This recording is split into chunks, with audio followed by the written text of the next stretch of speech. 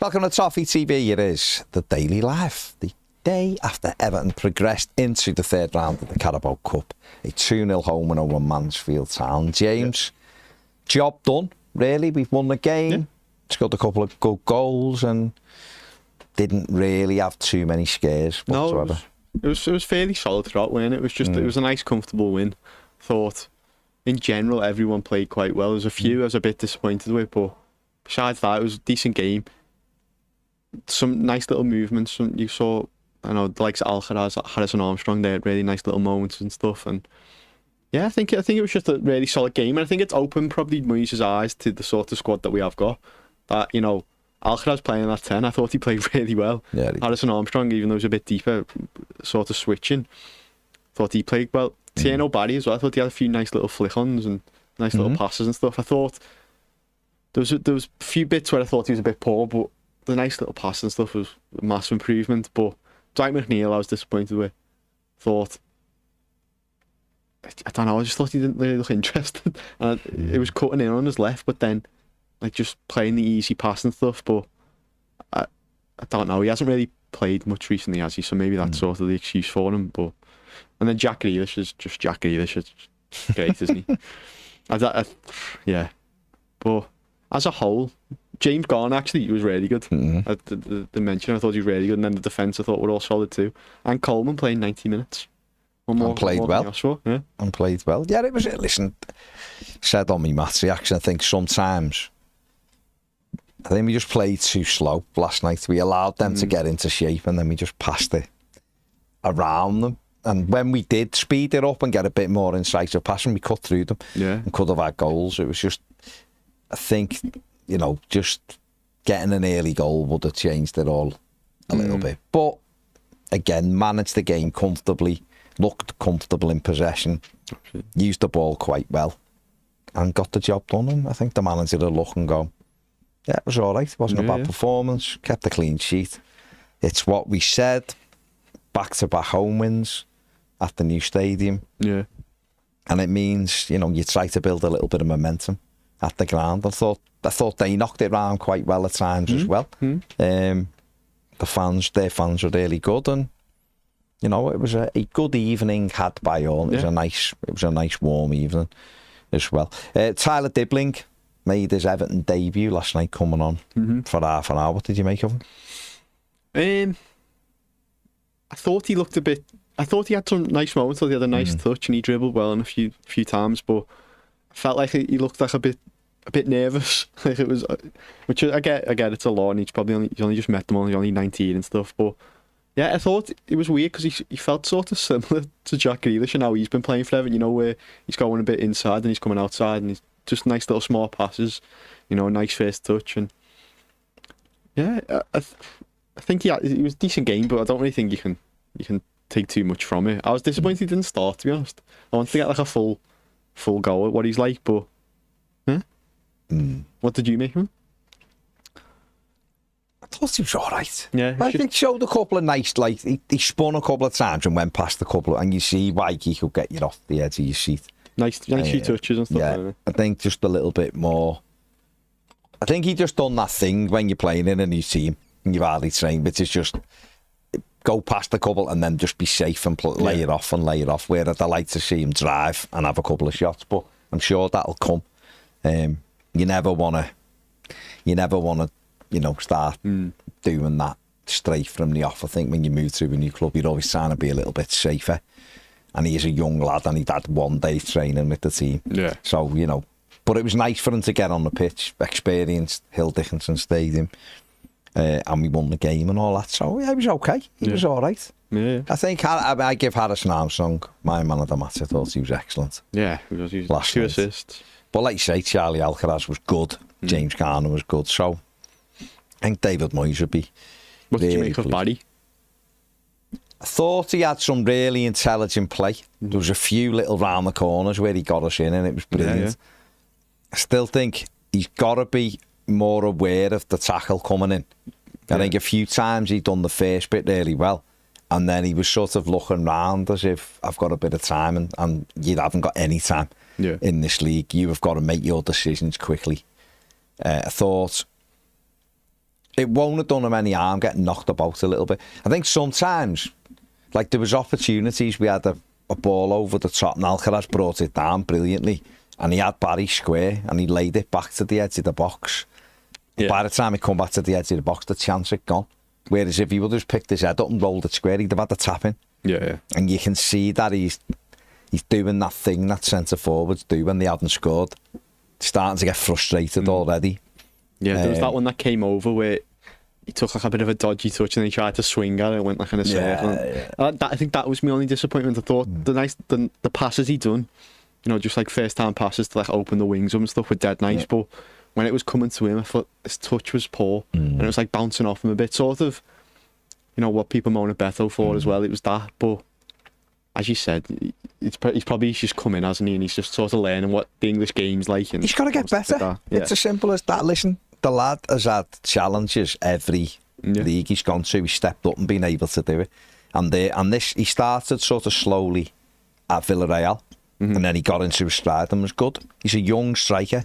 Therefore, let him, you know, let's not do the thing we've done sometimes, which is get on players' backs early. Let's just let him sort of let it play out. He'll do all right. Let's give him create chances. When he's missing 3 or 4 a game, then we can start going, hang on, what's going on? What's going on? He needs to improve and all that. But at the end of the day, he was okay. He was okay.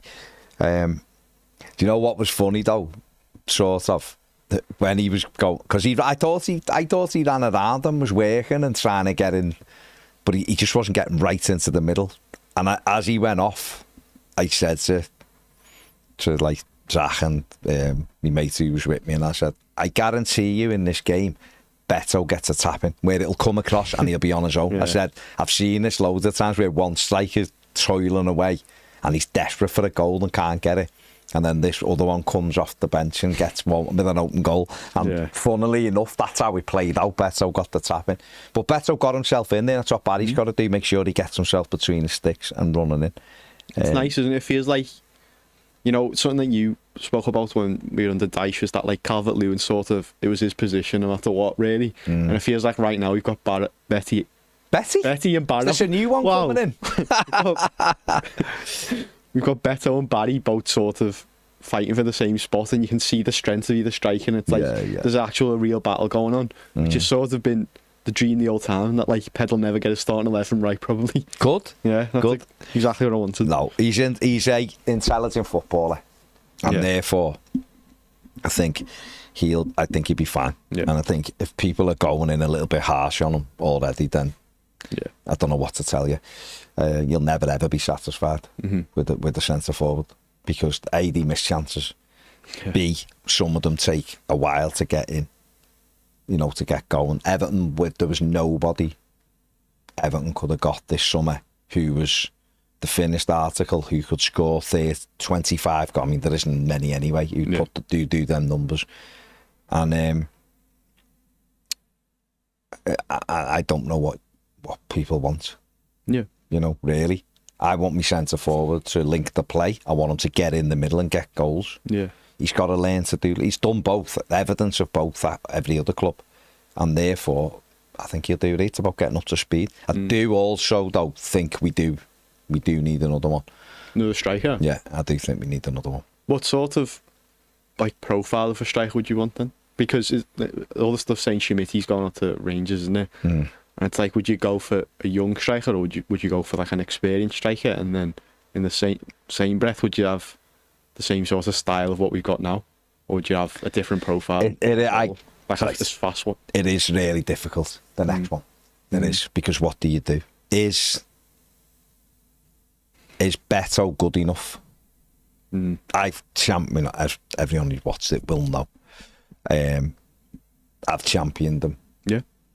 You know, I think he's got something, the lad, and he does get on the end of things. He proved it last night when he came on.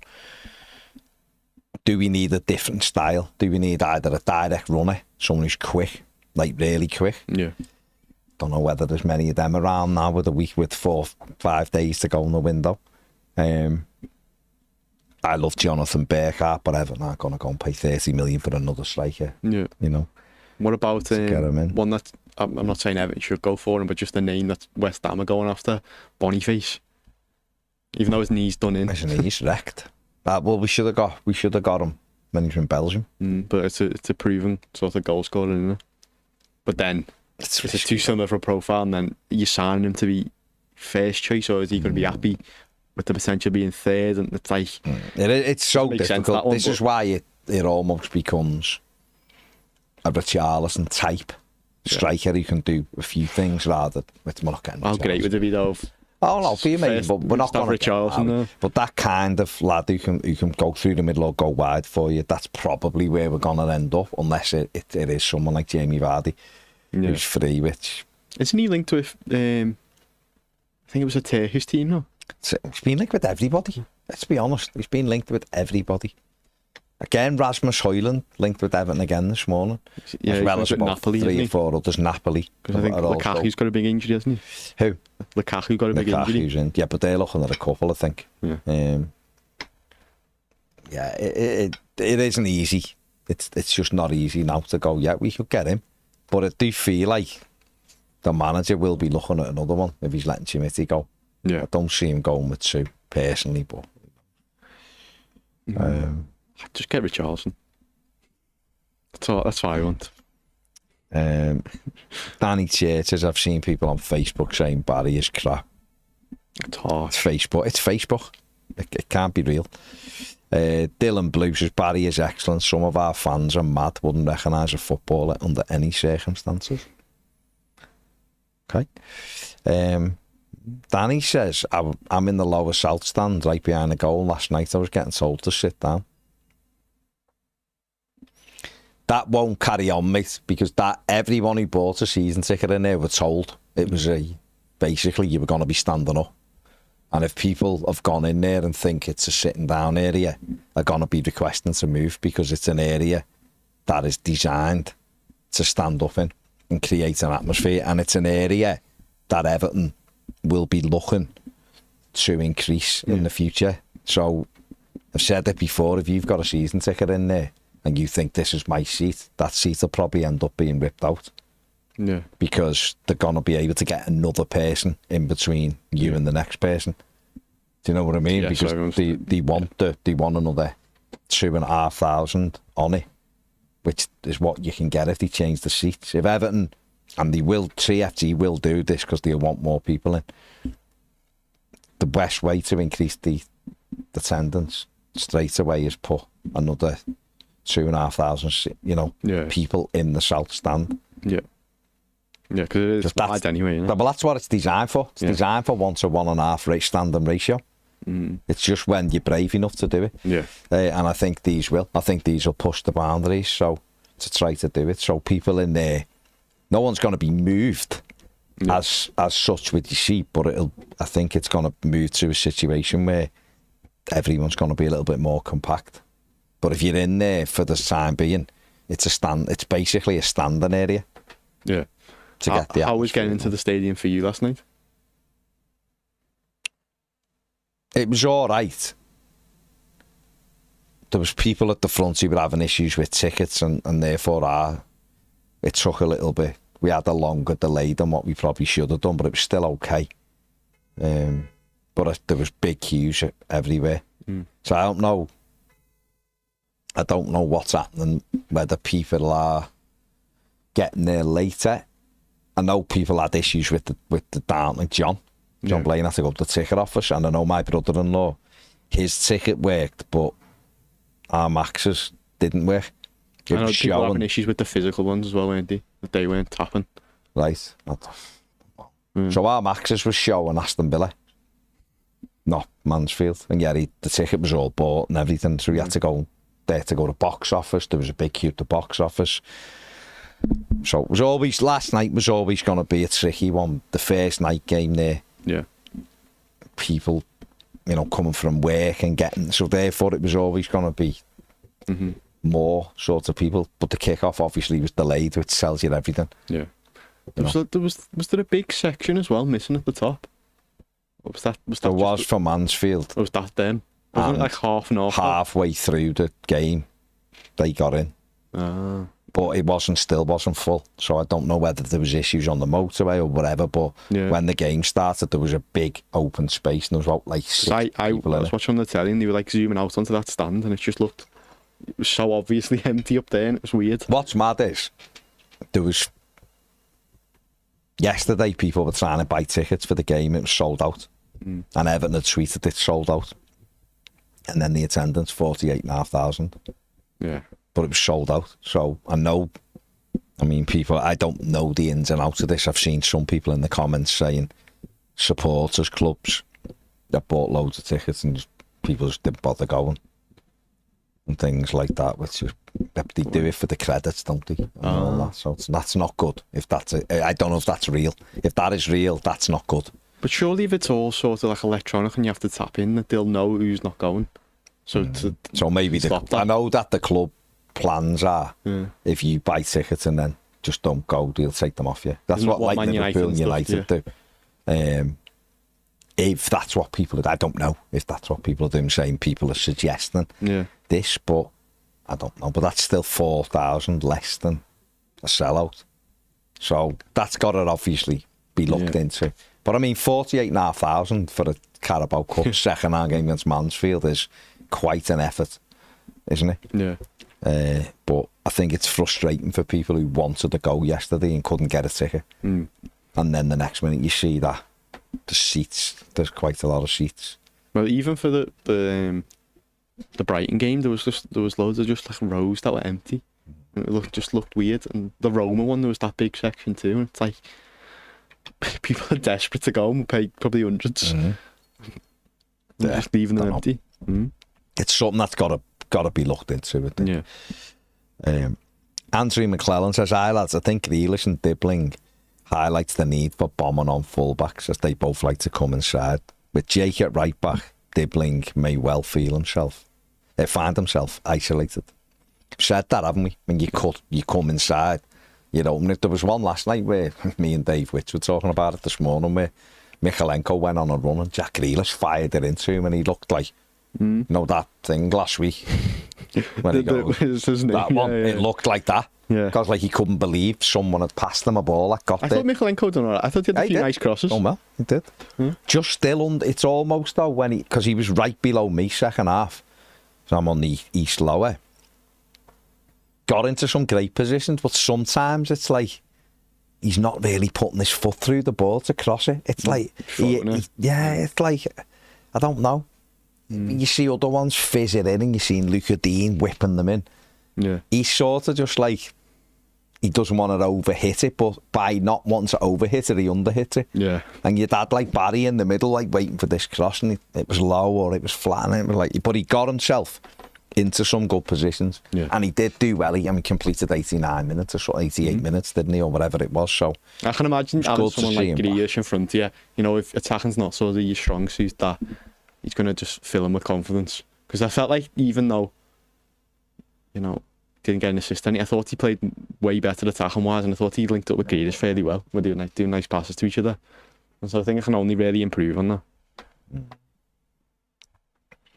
Michael says, I found it slightly concerning. We've spent 40 million on a right winger who has no right foot whatsoever. Every touch was with his left. When he got the ball, he cut inside and drifted into it. I have seen him use his right. He used his right yesterday?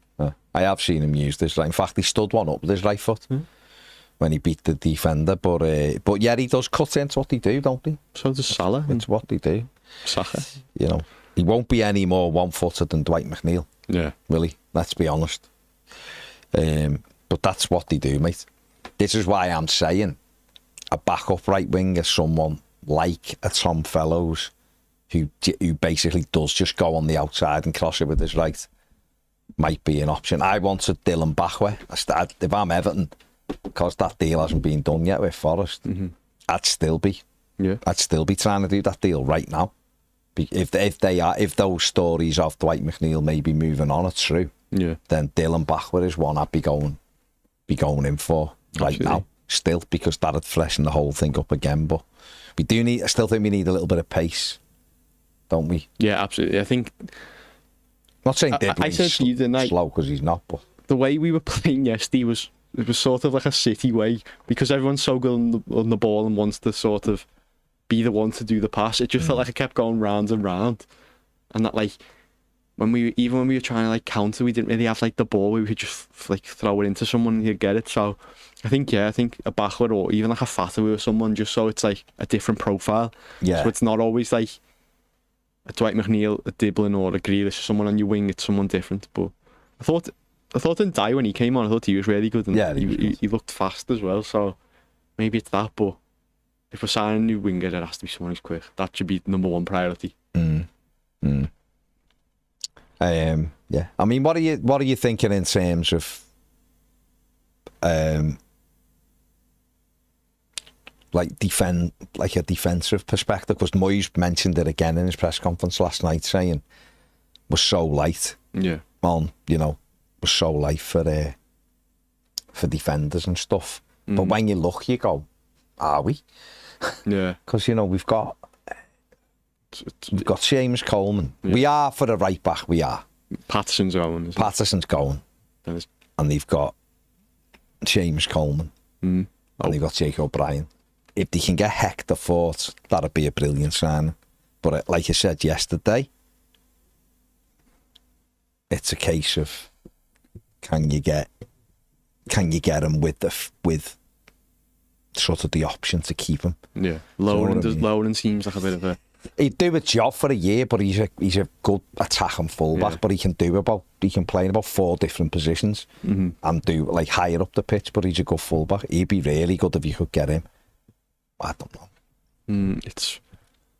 I think if you're looking at sort of Everton's team, I think a right back who is fast and can sort of get up, because I know Moyes sort of likes it, where when we're defending, it's like Jake O'Brien sort of joins and it becomes like a bit of a back three. And I feel like because Michalenko is so good defensively, say if he wants to do that, he could sort of do that with Michalenko, and then that gives that freedom with the right back. So I feel like if you get someone who's fast like that, and it'd work well with Diblin because, the nice quick passes to him and stuff like that, where he could then whip it in.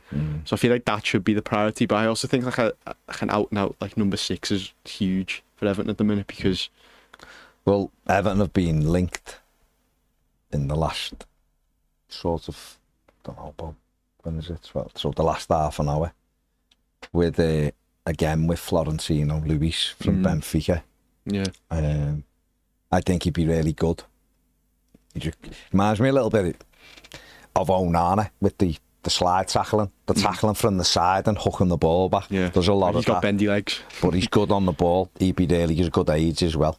Yeah, I think I feel like that's what we're missing the most, isn't it? Because James Garner was good. I feel like his past 2 games he's been great, to be fair, but it's like after Garner we've got no one. But really it's a squad game, isn't it? Yeah. It's a squad game, and Everton. If Everton could get Luis in, it would. There might be games where it's Rissa doesn't play, and it's James Garner with Florentino Luis or whatever. Yeah, well, we spoke about it, didn't we, at the start when all like the new contract talk and stuff, and it was like the aim this season should be that Jisa Garner slowly starts to transition out where he's not as relied on as he has been, because he's 36. He shouldn't really be the thought of the future. And I think obviously he's Everton's probably best player last season, probably our best midfielder. But if you can't get someone in like Luis, you've got to cover him. You sort of start swapping them and stuff like that. You've got to cover him, haven't we? Because what if he gets injured? AFCON as well. And he gets injured. He's away for the AFCON. Yeah. Could miss 8 games. You can't go, we've got James Garner, because what if James Garner gets injured? Then all of a sudden, there's like nobody there. No. Irabunum's more of an attacking player. Yeah. So, and it is a squad. And we've said that before. We've got 9 subs. Yeah. A lot of games, a lot of Premier League games. Most Premier League games now, you use 16 players. Most teams will use 16 players every week. Yeah. We can't worry about... I don't worry about upsetting James Garner. I don't worry about upsetting Idrissa Gana Gueye, because I know that he'll respond and go, well, I'll be in, mate, because I'm better than anyone. Yeah. I'm not worried about Tyler Dibbling being sub. I'm not worried about upsetting Iliman and Jai. If Iliman and Jai isn't playing to his level, he'll be sat on the bench. That's what... Us as fans, we've got to get used to that. We've all fell back into watching low quality, because all the quality we had got chopped away. I'm falling into a thing of we like some players, therefore they have to play every single week, or they might leave us. Well, we're in a different mindset now. Yeah, So we could, I mean, if we could get Florentino Luis, I think he would be a good sign. I think he'd really improve the squad, and he'd give you a designated 6, really. Yeah. He's a good age, like you say, and I don't think the price is too prohibitive. I think it's 17 million or something, which for a 25-year-old. Yeah. But we'll see. But we still need players. They're the two big ones, aren't they? Do you think there's any? Do you have a prediction for like a surprise loan? You know, the way we had Brozier and stuff like that. Is there any that sort of stand out for you? What about like, you're not going to like it, but like a Sterling? But he'd have to come in and play on the right, wouldn't he? Because or the left. We've got loads who play on the left. I just feel like I feel like there'll be one where on deadline day it'll be a random name. There might be, because players get very sort of twitchy. Don't forget, if you're a Chelsea player especially, I mean, Tariq George... He's meant to be going Roma now, isn't he? Well, Roma are looking at him. Yeah. Palace had looked at him. Everton were mentioning with him. But players like that who aren't getting in Chelsea's team, come Sunday, they start looking going, there's a day left. Otherwise, this is me till January. Yeah. You know? And their agents then start looking around going, can we take him?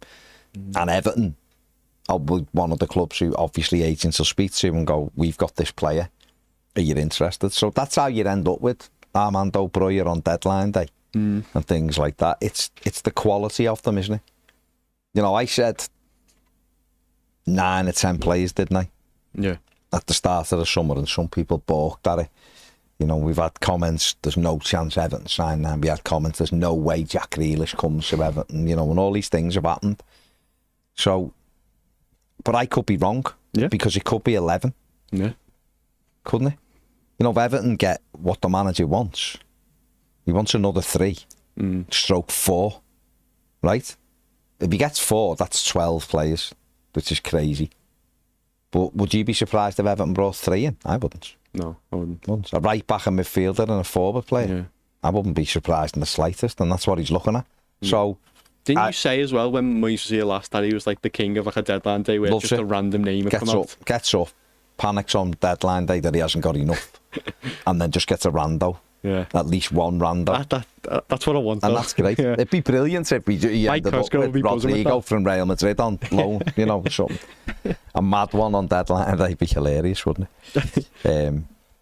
I think when you watched it, I know Dylan's saying they played in a low block, that's how those games are. Of course they are when teams sit back. We've done it to many a good side. Yeah. Haven't we, when we've had to go and sit in a low block? But you still have to move the ball quickly, Dylan. That's the only way to break through. I remember Boreham Wood coming a few years ago when Lampard was the manager in the FA Cup, and they just sat on the edge of their box, and we just played in front of them so slowly.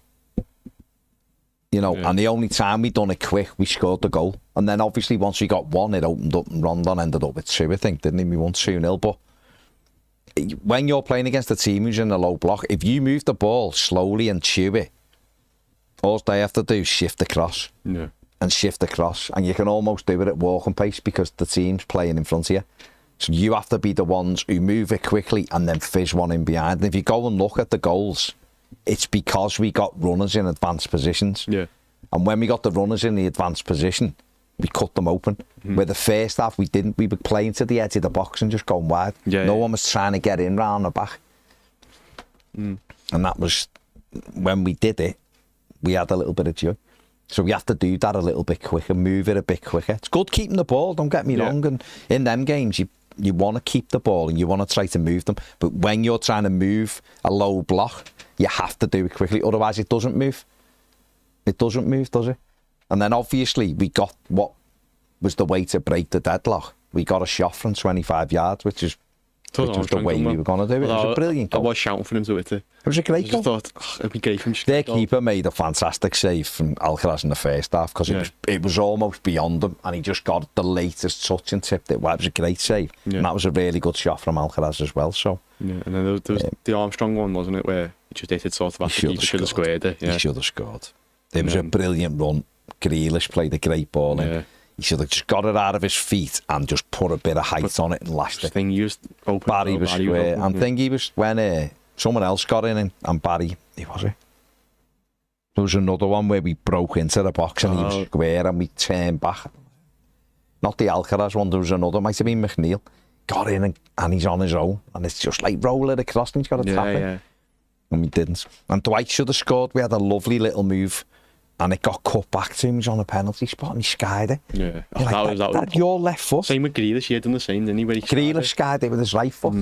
But Dwight with that left foot, you're thinking, when it rolled back, I thought he scored. There was a few times as well where he'd get it and he'd get onto his left, but then he'd cut back in for some reason. Well, there was one in the second half. That's your thing. That was his thing, yeah. There was one where he was dead centre, second half. Good first touch, went to shoot, dropped the shoulder, went past the lad. And then it opened up, and then he tried to go past the next ring. You're like, do your laser left foot and just bang it. That's your USP. That's it, yeah. That is your USP. We have got to get more shots off. We definitely have. All of it, not just them two, all of the players. But yeah, no, I think it's really interesting the next few days because it is. Can we get what we want? You know. Imagine if Everton did get Dylan Bachwer and did get. Hector Ford and Florentine Luis, and then you come to that end of the window and you go, smashed it. Hell, they have smashed this window. Yeah. Because Bachwer is quick, and therefore I've seen him play the odd time through the middle for Strasbourg because of the pace. They've used him centrally. Now, you wouldn't do that all the time with him because he's a player who's better wide, but, that gives you an option as well because he is quick. You got someone who's fast and you need an emergency striker sort of thing. You want one who can run, don't you? And that would also take, and it will anyway, but it'd take the pressure off the sort of dibbling and let him grow into it. Because he may well be used in a number 10 at times.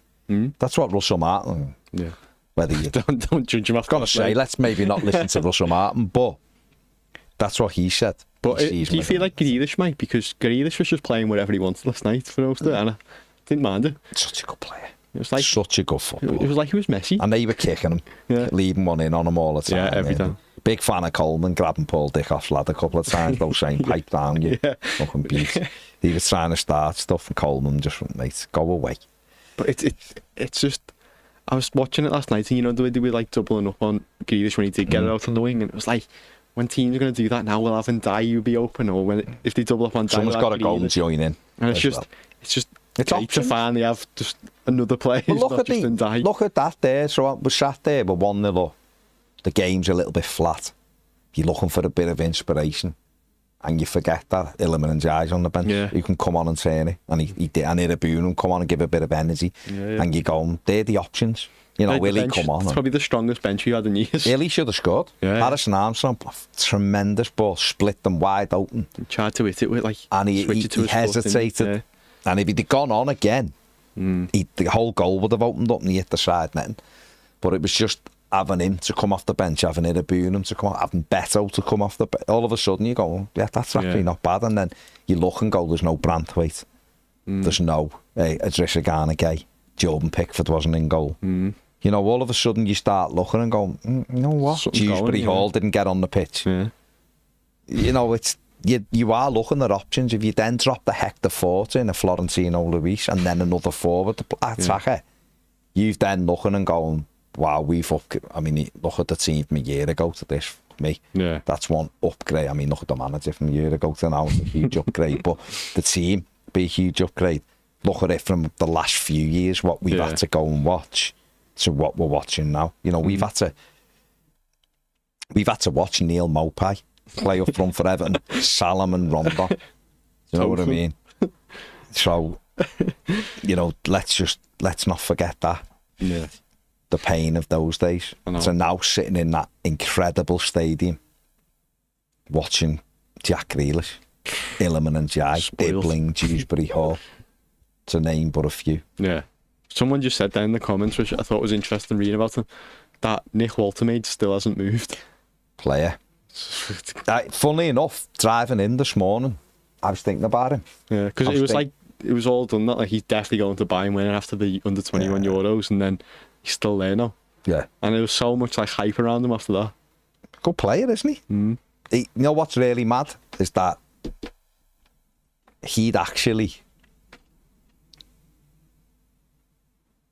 be a really good fit for Everton now. Because he's someone who comes and takes the ball and dribbles and runs with it. And he'd be a lovely foil. Target as well. A lovely foil for Tieno Barry. Yeah. My only issue, slight issue, wears the socks around his ankles. Yeah, but that's our team. No, now. there's That's- too many. We're There's low too sock many. FC. Low sock FC, That's- it's too many.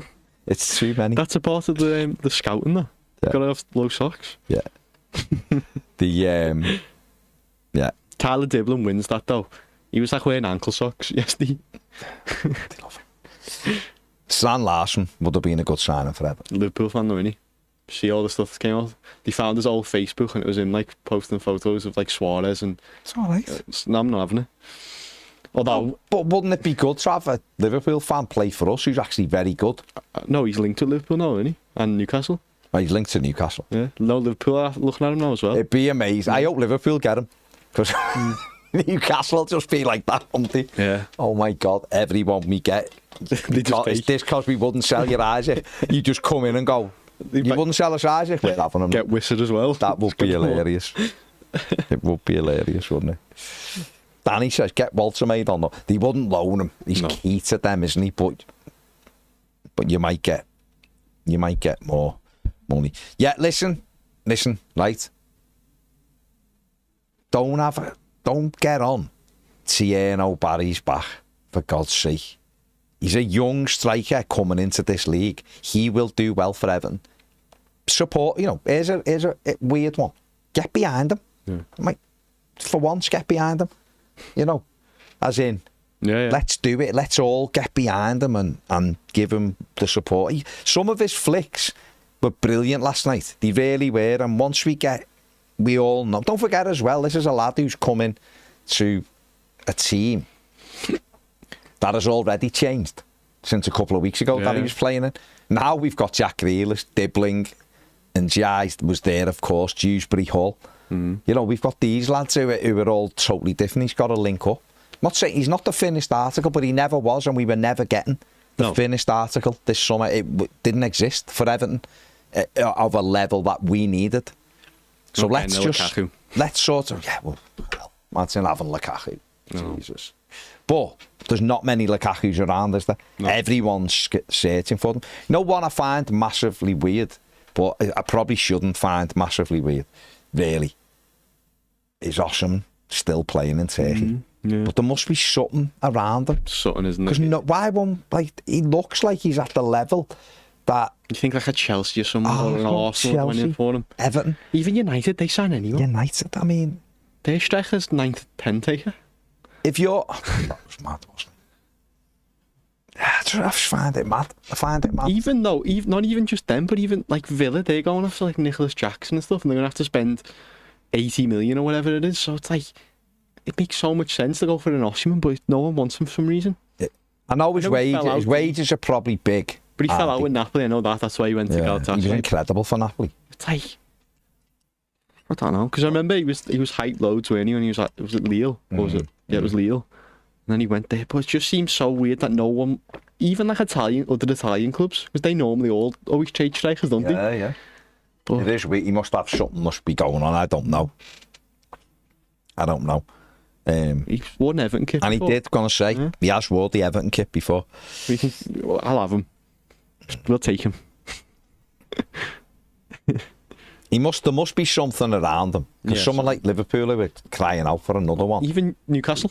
No one's even mentioned with them, are they? So there must be stuff we don't know that is around him. But who knows? Someone said he's obsessed with Turkish Delight.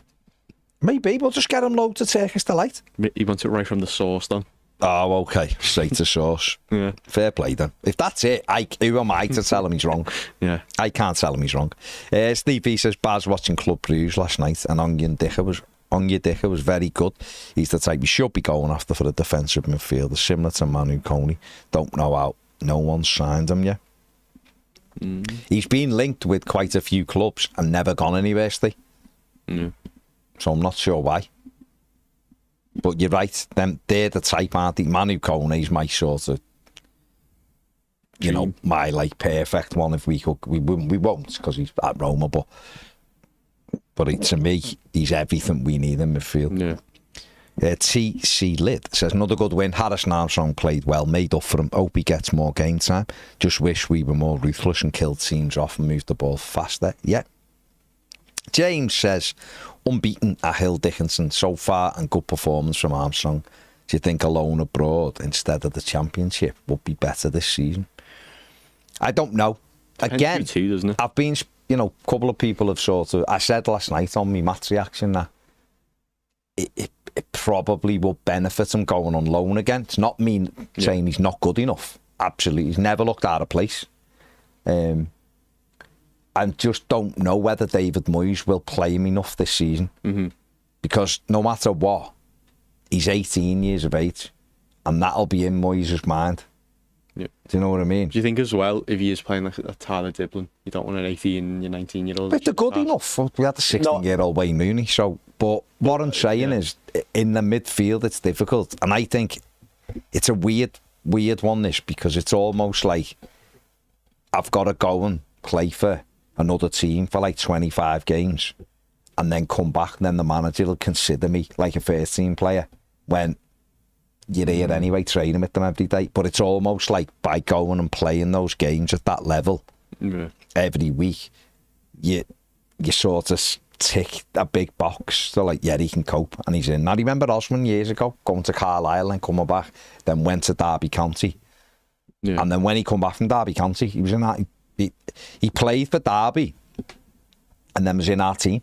You know, made this the full debut at Wolves. I was there. He scored after 5 minutes. You had the same Brantley, couldn't you? He was in and around it, and then he went out on loan, came back, and now that's it. You just back in. Defender. So, I mean, it could. You know, if he went to Holland or something, yeah, he could have great time. But you look at sort of Everton's team, and the sort of success story with a loan is Brantley, isn't it, going to PSV? And so, if you get a similar loan for him, I feel like. But it's Championship clubs who want him, isn't it? And Moyes might think for centre midfield, the grit of it, the physicality, the battling qualities, rather than a technical league like the Eredivisie. He'd probably piss it over there. Would get him up to Premier League, sort of ready. I don't know, but I'm just saying, because I mean Anthony Gordon went to Preston and couldn't get a game, then come back and then was in our team. So it doesn't necessarily, it's not a bad thing going to the Championship. Tom Davies never. But I'm just trying to think of the academy one. Barkley went to Leeds. Don't forget, Branthwaite went to Blackburn for half a season. And then obviously moved abroad as well, and that really kicked him on. Barkley went to Leeds, didn't really tear it up. But James Coleman played for Blackpool in the Championship and then was in our team the next season. So, I don't know. There's a lot after him. I mean, what would you do with him? I think he's in an interesting position, isn't he? Because I feel like he'll want to be in the 10 or the midfield, but I feel like there's a lot of competition and there's a lot of players that have just been signed who will want the same sort of opportunities that he wants. And so he's going to, realistically, you look at Everton's team right now, and for midfield, the first choices almost as Gay, Garner, Dewsbury, all they're like the three at the minute. You think they're going to be the starting three going into the season, and so that means he's competing with like Alcaraz, Irabuna and stuff for that next place. And then going into that, you sign on top of it like Luis and stuff. It's like his chances then become so much smaller, and because he is only 18, he's just signed a new deal. I don't want him to fall into sort of, a trap like sort of what Schmitty's been in, where we'll keep him. And then it's like, he's wasted this whole season there just sitting on the bench. That's my fear, Jane. Or he comes on, he gets an injured right away, and then it's like exactly what Schmitty's going through. So if there's an opportunity for like a good Championship team, like one who's not like a bottom, and like one who's going to actually try and get Derby won him, Preston won him. Yeah. They're just to name two. Like a good level. But there's probably other ones as well. See, that, then I'd say, yeah, go for it. have a recall option then, and have a a break clause in January for him. Yeah. And assess it. He signs for the season, but there is a recall option in January because obviously we've got AFCON and stuff. But I think that'd... Because it's a gamble, isn't it? Because it's like, if he stays and he kicks on, then it's a great idea. But yeah. That's what I'm saying. Same breath, if he doesn't kick on, it's like... If David Moyes says he's not going anywhere, no issue whatsoever. Yeah. If he's going to give him the same opportunities as everybody else, no problem with it at all. Like you said, he's never looked out of play. In fact, when he come on at Bournemouth at half time under the other fella in January, I think he was one of my talking points. I was like, he was probably one of our better players, and he come on as a kid. What's it called? When he played Peterborough in the cup, the assist for Beto, brilliant ball to Beto. He's never come on and you've gone, he's nowhere near the level, as we have with others. Yeah, never ever an issue. Definitely looks like he could be an Everton like a player who just plays in our midfield and gets better. But you've got to build on what he's got. Yeah, because what would you say is ideal position? Would you say he wants to play in the 10 or like an 8? Yeah, I think he's an 8. I don't think he's... And then who's his competition? I don't think he's got... But hasn't shown it, sort of like... Man, he's got a couple of lovely little through balls. Yeah. Can he tear it up at the 10? To be honest, mate, I'm looking at 10 now and going, I don't even think it's real anymore. It's 2 8s most people play with, and therefore he's all action, isn't he? He's got an eye for a pass. He should have buried the chance he had last night. Yeah, looks really good. But I think it's about development, and if we're going to have this player who's going to be our sort of prize asset in midfield, maybe.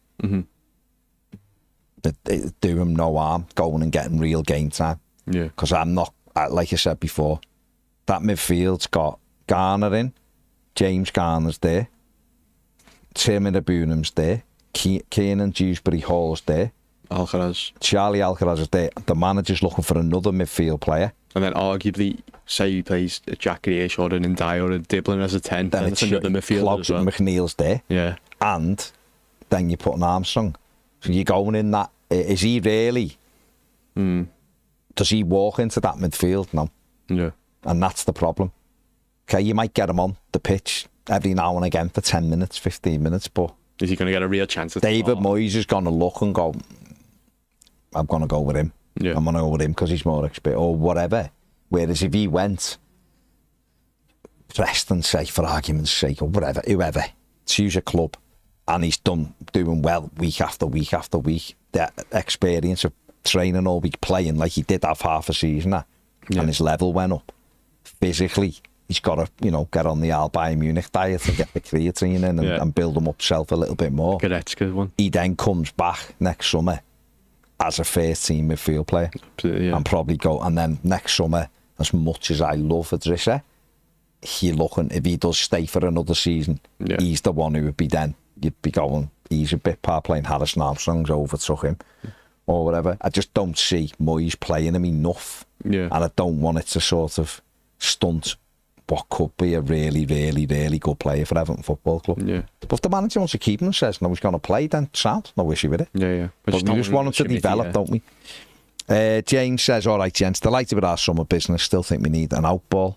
Seeing Dibbling yesterday was a reminder that we still haven't addressed the issue, and it's the biggest one. No pace. Yeah. That sort of what they have to address now, isn't it? It's like getting, as you said, the winger in, hopefully a backup one, and then like a fullback, and that's where you get your pace from. But it is frustrating, isn't it, that there's no pace, but we've got quality players. I don't think Dibbling's slow back. Well, Dibbling's the fastest. His recorded speed's the fastest at the club, so he's not slow. But we just haven't got the way he plays. Though he's not dynamic, is he? He picks it up and runs with it. He doesn't sprint and want it over the top. Yeah, but even you look at sort of the top teams, did they ever really anyone who's like sort of a pace team anymore? Solid, isn't it? But he's not like rapid though, is he? Now anymore, no. Look at Arsenal. They just break fast with the ball, don't they? And maybe that's all we are. Savini, I would say he's quick, to be fair. Yeah. But it's like, no one's like ridiculously quick. Like, it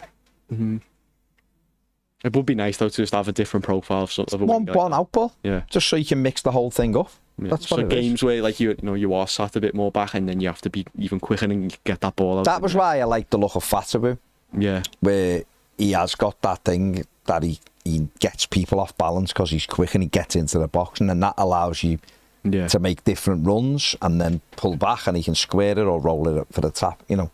But Matt says, afternoon, gents. Last night confirmed a few things for me. Grealish will be tremendous. Alcaraz will play a key role. Armstrong's a real talent. Dibbling felt confident and assured and will be spot on. Barry and Beto need experience in the centre forward room with them. McNeil is old Everton and needs to move on. Okay. Josh says, thought Armstrong was quality, but McNeil was poor. I'd get him gone if you can replace him with better in time. Also, special mention to Seamus playing a full 90 for the first time in God knows how long. It was the first time since last August. I know, and he looked good as well. Like, right at the end, he had a big sprint too. Yeah, Like, done really well. We were saying when he was warming up, he looked like he could barely run against Brighton, then he just came in and smashed it. Carl says, some good performances. We seem a lot slower in the transition without Dewsbury Hall. Made worse by McNeil taking so much time to pass. One thing is clear also, Dibbling is no way a right winger. We need a real winger. Well, that's where he's played all of his life. So, Adam says the club pushed Nil Satis Nissi Optum tag at all times. Time they started following it themselves. The seat unique, empty seat nonsense has got to change. I don't think it is seat unique, Adam. Someone said they didn't have a seat left to sell. They were all sold out. I know on Sunday they didn't have it wasn't seat unique on Sunday. Them seats, I don't know whose they are. I don't know, I'm trying to find out why there were so many last night, but people not turning up. Everton had sold them. Yeah. You couldn't buy it. You couldn't buy a ticket, so yeah. People have said some supporters clubs just didn't bother coming. Some fans. Maybe people had issues getting in the stadium. Yeah. Maybe, I don't know. I honestly don't know, mate. An issue as well, wasn't it? Blue Jay says, all right, lads, good win last night, job done. Mentioned yesterday about the attendance versus tickets sold. Last night was the same, about 3,000 short. I think it's 4,500. Despite being a sellout. Don't want to moan too much, but the optics don't look great in my opinion. Are we pricing fans out with too much hospitality and not getting enough willing to pay the additional money maybe? We have 20,000 on a season ticket waiting list. There shouldn't be an excuse. Jay, honestly, right, I don't know, mate, is the answer. I asked about Brighton the other day and was told there was every seat had been sold. Few hundred Brighton didn't come the other day. They didn't sell a few hundred of their tickets. I'm not sure Mansfield sold every one of their tickets, but brought over 5,000 with them, which is amazing. I don't know why the others were empty. I really don't. But you're right, it's not a good look. I know. Paddy says, all right, lads, hope you're well. We've now won every competitive game without conceding, with all the assists from a single player, which is stats I'm happy to keep going for a couple of years at least. Additionally, Hope Ed has recovered too. He hasn't recovered. No, he's ill. He's ill. Martin says, afternoon, boys. After last night's game, I've come to the conclusion we should keep Armstrong and give him more game time from the bench. Surely he'd learn and progress better with the likes of Dewsbury Hall and Grealish daily than the Championship team. Don't know. That we've moved on to bigger things and McNeil has served his purpose. And finally, under the lights last night, I could scent European football coming to Hill Dickinson. Nice. Barry says those were strange coloured boots Tyler has on. Yeah, red boots is weird. Yeah, it needs to get rid of them. Personally, I think all Everton players should wear white boots in the honour of the greatest of them all. Just don't wear red boots. Yeah. Ian says, see, Carragher and Neville have been spouting their mouths off saying we're going to lose 2-1 against Wolves. But that's okay. The more that they say that, that's all right. When they tipped us to win, it hasn't worked. So let them say what they want, mate. Who cares, really? Dublin Kev says, first game at the new ground last night. Excellent view from behind for Alcaraz's goal. You knew it was in as soon as it left his foot. Yeah. Adam says, I'm obviously not going to go in on him as it's his first game. And I no doubt Dibbling will be a success. However, if McNeil posted them numbers, we would not be saying he was okay. He should have started so he could grow into the game. Don't know. He had a day's training. He's 19. It's harsh. Feels a bit harsh, given Dwight's had many of those games. But I don't know. I thought he had a few nice moments as well. Took it well. Each to their own, mate. Each to their own. Carl says, we stick with Barry as our first choice. Really intelligent player. He'll do well. Let's not ruin him by not playing him. Happy with the third choice coming in. An old pro backup, not someone to stop Barry's development. Fair play. David Savage says, any striker we got was going to be a grower. Look at United, 70-odd million for Sesko. And he was their 10th penalty taker. That is scandalous, that, isn't it, last night? Ian says, wanted to say how impressed I was with the East Lower last night. Loads of space, serve food and drink quickly. My seat was brilliant. I've criticised the concourses lately, so felt it was only right to praise when they get it right. Football-wise, I thought Garner was man of the match in the number 6. So, Ian, I'll back it up there. The concourse in the East Lower was very good. The queues were quite big, but they got through it, and they had someone organising the queue. And even on the board, they showed what was on sale. They changed it from Roma. So that's good. It's good Everton are listening and trying, or Aramark, whoever it is, and trying to do it. Let's get the pricing right on the food and a few other things. Maybe some vending machines, whatever. Let's try to make it. Because it's not moaning. We all want it to be the very best experience we can be for our club. Because inside, when you sat in them seats, is incredible. Outside on the plaza, it looks sensational. Walking away from it last night when it's lit, it was amazing. It was amazing. Just get the other bits right and no one will be able to say a word. Kev Maloney says a Damari great type that works hard. Yet someone like him on the right who's got that pace and can just get balls in would be a good addition, a good sort of yin and yang, wouldn't it, to some of the players we've got. Neil says I was in the West Upper, moved seats before half time. There was one row with 22 empty and another behind it with 18. I sat right in the middle. It's not good, is it? Good for him, he got extra. Yeah, it is. Andrew said, good, solid, professional display from us yesterday. Went out, dominated the game. It was just a matter of time till we took the lead. The bars at Clubview were fairly quiet and got served straight away before the match and during half time. So that's a massive improvement. Hopefully it'll carry over to league games. One negative I'll say, though, is the match. If the match is delayed, please put that it is on the screens in the concourse so I don't throw away half a £7 pint rushing to get to my seat. Well, inside the ground on the scoreboard, it had it immediately. It was delayed, and they even had a countdown clock to kick off. Yeah. So I don't understand why that isn't in the concourse as well, Andrew. Paul says, if you look at how much we've come on since that Villa match, Moyes' first game, I'm really pleased with how we're shaping up. Grealish, Dibbling, Dewsbury, all Alcaraz, Asnu. I would have taken that when Moyes first came back. I know there's still things to do, but all in all, we're making great strides forward. We need to make the atmosphere at the ground, but it is feeling like home. I'm sure ticketing and the ground issues with queuing and food will sort itself out. We've changed so much in the last 6 months with providers, etc. Well said, Paul. Dex said, must be the only one who doesn't get the hype around Harrison Armstrong. Not hating on the lad, but he's a basic player. Think people love to go overboard because we've been starved of academy products. Let's see. Fair play. I think he looks very good. I've seen lots of academy players that people go overboard on.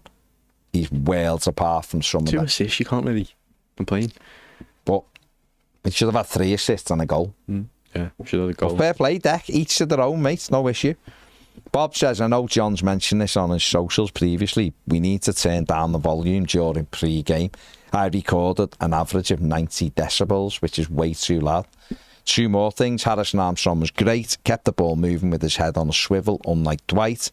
And also a big thank you to the stewards who allowed my 85-year-old dad through the accessibility entrance, saving him queuing. It was appreciated. Brilliant, brilliant. David says, Dibbling is 2-footed. Blue Joey says, hi lads, first visit to our marvellous new home. Brilliant. We need to generate more noise though. It's not all down to the salt stand. Yeah. Charlie H says, I'm on Android. Get a message when my season ticket updates for the next fixture. Didn't go last night, but got a notification about about half an hour before kick-off that it updated to Villa. So don't know. It might have happened to a few. Yeah, fair. I've had one today saying it's now gone to Villa. I didn't have one last night. Like, Brian says Dibbling can cross a ball with the outside of the left foot. Okay. Matt Gibson says, yeah, I've done that one. Kev Maloney, it's nice to get 2 veteran players and 2 young players that can make a profit on. Lou says, can't be putting a buy option in Chimitti's loan unless it's like the ones we've had recently, 25 to 30 million. Is there a buy off? I haven't heard that, but I don't know. Kev Maloney says, remember them Bournemouth fans singing, how do you watch this every week? Yeah, that was the biggest indictment, wasn't it? For the Deitch that day. All right. Johnny H says, apologies if it's being asked. Is there any plans to name the stands? No, don't think there are at the moment. I don't know why. I mean, loads of people are really upset with the fact they're called the North, South, East, West. I really don't care. Because I don't know what you'd name them to, and Howard Kendall and all that. Why? Goodison stand, so you can still sing Get Down to Goodison Park. But everybody is everybody has got their own thing of what they'd like to see. I just don't know what you would. I don't know. Eddie says, wouldn't it be smarter to get a midfielder on loan instead of buying if Harrison is the future? Not if he's a totally different player, no. Bill says, thought Alcaraz and Harrison were the standouts last night. Garner showed some good vision. Interesting news about us requesting Luis on loan. We do need a DM. We do need a DM. Steve says, Galatasaray only just signed him for 80 mil. He's not going anywhere. That's awesome. He's stuck there now. Very strange move. Correct. Royal Blue Rich says, I wasn't overly impressed with Village Street. Surroundings nice, but similar issues to the cheaper seats, getting served, pumps not working in one bar, and I preferred the food in the dockyard than the Village Street. One good thing though is lots of tables and stools. I don't know how they can't have that in other concourses. Fair play, mate. Lou says, do you think the coloured lines on the floor would help improve efficiency in the concourse? Specific lines for just be it. Yeah, why not, mate? Why not? Chris says, can we address their centre-back being number 9 last night? He ended up front, gotta love Glower League footy. I had this on my match reaction. I can't buy into a centre-back being number 9. So I said, is he a forward who'd he played at the back? That was what I asked. Some Mansfield fan come back and said, yeah, he's a centre-forward. Wow. But Clough plays him centre-back or right-back. And then last night he just threw him back up front near the end. Because like I said last night, I ain't getting behind a centre-back wearing number 9. I'm just not, mate. No matter what you say, James, you're not making me. I can't accept it. I cannot accept it. I want that number 9 to be no more as a centre-back. Hey, Cloughie, be good. I thought they played some nice footy last night. Yeah, they did. Fair play. Just the final ball, the quality just wasn't there, but they knocked it down nearly well. Towards the end of the first half, they had that 5 minutes, didn't they, where we kept just giving the ball away cheaply and they were on it. Yeah. But yeah. But it's all good. It's all good. Right. Me and James are done. We have got busy afternoon ahead of us. We've got if you're on Premier, we'll have the final word. What time, Hammers? 4. Don't really know. What do you want to do? Sooner. 4. 3:30. 4. 4. It might change simply because I'm waiting for some information. It might change, but you'll know on Premier. We've also got match preview, which will be out later on for Wolves, of course. Tomorrow, press conference reaction. Press conference reaction tomorrow. The starting 11 maybe, but not Saturday, isn't it? So yeah, so Premier members, check it out. We'll put it on when we're there. Have a fantastic rest of the day. Don't forget we've got a 24-hour live stream coming up on Sunday night, going right through till the window shuts on Monday. So join us all night if you want to. As well as that, we'll be trying to raise some money for the Kevin Campbell Foundation as well, but we're doing a 24-hour live stream on deadline day simply because lots of people asked for it, and in the process hopefully we'll have an opportunity to raise a few quid for the Kevin Campbell Foundation as well. So take it easy, like, subscribe, do all that boss stuff, and go and check out Inside the Game as well. Go and leave a few comments on some of them interviews as well. Thank you all, guys. Take it easy. See you later. Up the Toffees.